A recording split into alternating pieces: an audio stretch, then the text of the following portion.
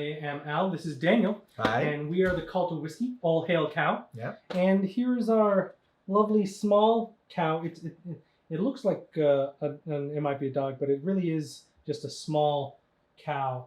Now would be a great time to do a sound effect for the movie. Yeah. Let's see. So today we've got Bowmore 12. No, Bowmore 12. Bowmore. No, it's actually pronounced Bowmore. Bowmore 12, and it is a beautiful bottle for, just a like a standard, type of bottle, but it's an Islay. So let's take a look. Start pouring this, and then Daniel, you can kind of read the bottle. Sure. You've got a beautiful reading voice. Thank you. And let's take a look. Bowmore, established 1779, single malt Scotch whiskey, aged 12 years. Our signature distillery style of peat smoked citrus and vanilla, perfectly balanced at 12 years old.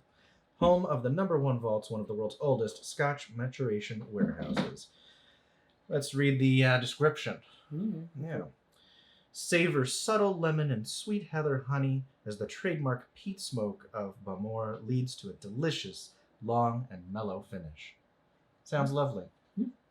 Right, so Bowmore, it is in Islay. Islay is one of the regions of Scotland, right? There are 5 regions of Scotland, and that includes Highland, Lowland, Speyside, Campbelltown, and Islay. A bonus category of the islands, that people like to talk about. Kind of like the Jura or Highland Park, Scapa, they're all in the outer islands. But as official regions, it's Islay. It is 40% alcohol by volume. For those in America, that is proof, right? So we double it for the proof. Bowmore does 25 peats per million on their average peating. I can smell it right on the nose. And it's a mild peat. Okay, so it's not like a huge like Lagavulin, Lafroig, Ardbeg. All these distilleries on Islay have huge peat outperformance, right? Normally too peaty for me. Yeah, and that's why I picked Bowmore actually, because Daniel's not a big fan of like a super heavy peated whiskey.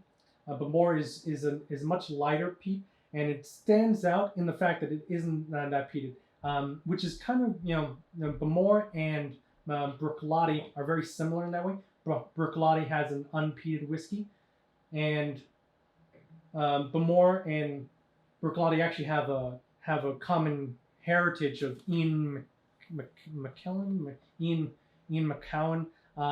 There's a documentary on for Scotch is the Golden Dram, and you can hear all about the history of this guy who was the head distiller.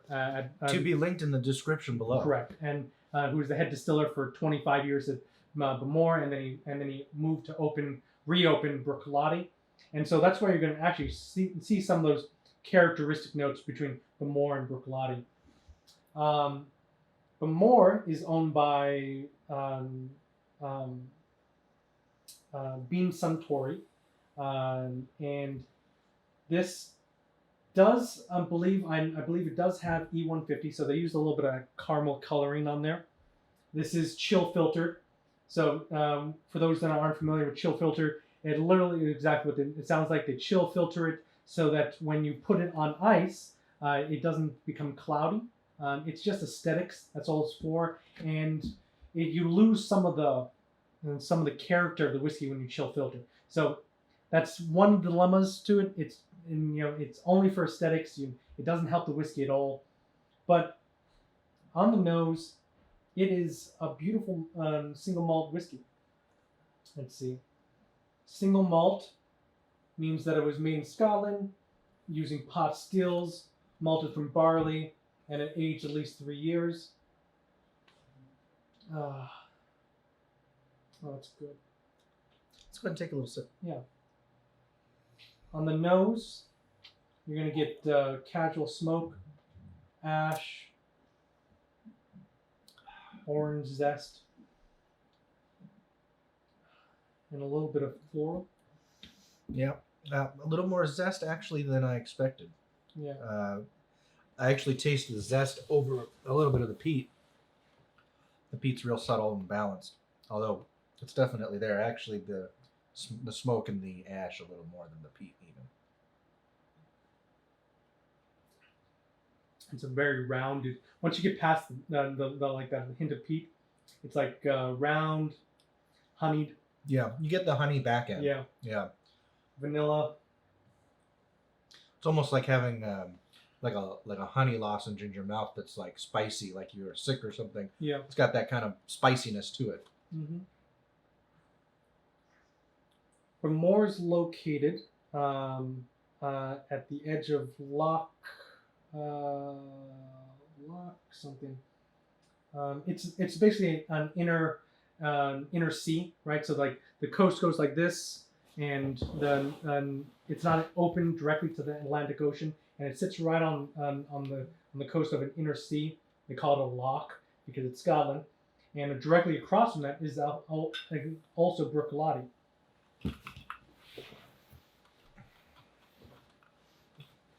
I'm gonna go ahead and try it with a little ice. Yeah.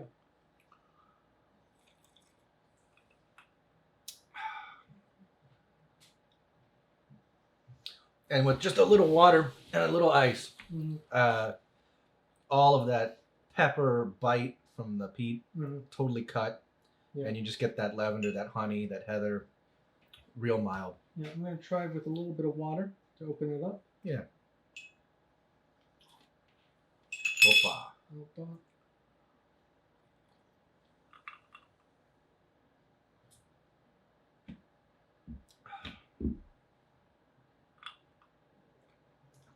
Moore's not a heavy oiled whiskey, so I don't get. It actually kind of flattens out the palate a little. That's what I mean. Yeah. You lose all the peppery notes. Yeah. You lose that spiciness. Yeah. And it turns into much more of a kind of a honeyed, sweeter kind of flavor. Not completely gone, just greatly muted. Mm-hmm. Yeah, I definitely like it better.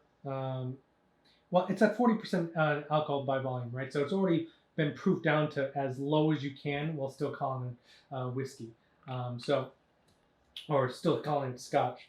So they've already proofed it down as much as they can. They added E150 for looks. So it's not the greatest of single malts, but let's see what the price on this. It's well rounded. Yeah, it's well rounded. I wouldn't add ice to it. I think it's proofed down as much as you can. On ice, you can put on ice, but again, you don't need to.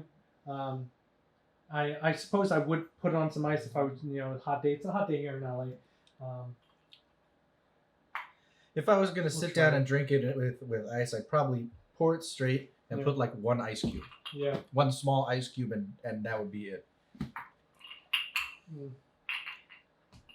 Now it just becomes old like honeyed water. Yeah. Let me try it with just a little water. Yeah. Just a little. Just a touch.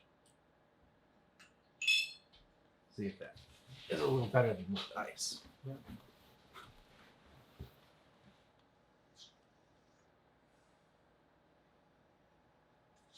Really, just with a little bit of water, I smell mostly the heather.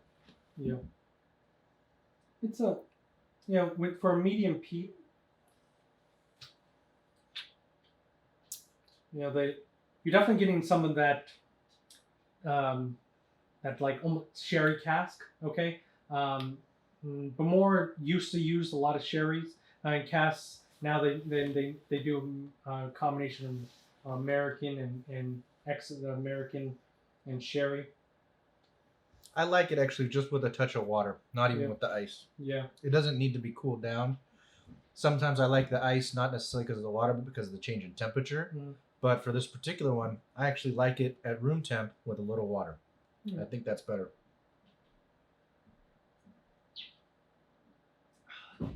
Yeah, it's a hell of a dram. Bowmore, like Daniel was reading the bottle, it's the oldest distillery in Islay, 240 years.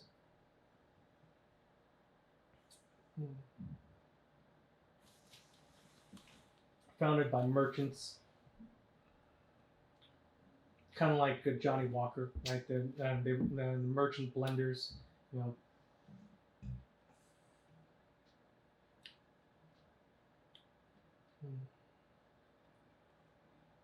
Where would you put it? I'd put it somewhere in your cabinet there. Yeah, right. That's what I would do with it. I personally keep it on the third shelf right here. You know, and it's not quite top shelf anywhere near that. You know, you can put it anywhere between second and third shelf. It's $57, so it's not cheap whiskey. Yeah, it's not cheap. It's not cheap whiskey, But it is probably the kind of whiskey that's going to be somebody's whiskey. Yeah. That's what they drink, Yeah, and they're going to go, "Do you have this one?" Yeah, I mean, Bowmore isn't the most famous, you know, of the islands. It's hard to be famous Isla with, you know, Lagavulin, Lefroy. I mean, Not to mention all the other smaller distilleries. Yeah, exactly right. So the whole country's littered with them. Yeah, for the oldest distillery in the world, it's not had huge, you know, impact of, you know, as far as, you know, noticeability, but it's become a lot more, especially since Beam Suntory bought them out. You know, they've got a large distribution. You're definitely going to have a lot of people that've heard of Bowmore 12, but then you're going to have a lot of people that haven't, right? I drank whiskey for like 8 years before I ran into Bowmore 12. You know, I was like, oh, there's another island, and I didn't even know that. You know, and when I drink Islay, it was, you know, Lefroy, Ardbeg, Lagavulin, Jura. For islands. You know, for anything that was getting that like peat note. And it's, you know, it's not a heavily peated whiskey, so. No, it's not too much, but this would be right about at my threshold. Too much more peat than that. I don't know how much I'd enjoy it. I like to be able to taste other things afterwards than just the peat. And peat really does linger on your palate. Yeah, I like it. Yeah. Their water source for Bowmore comes through the River Lagan. I'd have to look at how it's spelled. The river that they get their water source comes from the north coast of Scotland and runs all the way through Scotland. So you're getting a lot of like the peat, the moss, and, you know, trees, and it's, you know, filtered through an entire you know, Scotland itself. So yeah. So they got a beautiful water source. They're right on the coast. You can taste the moors. Yeah.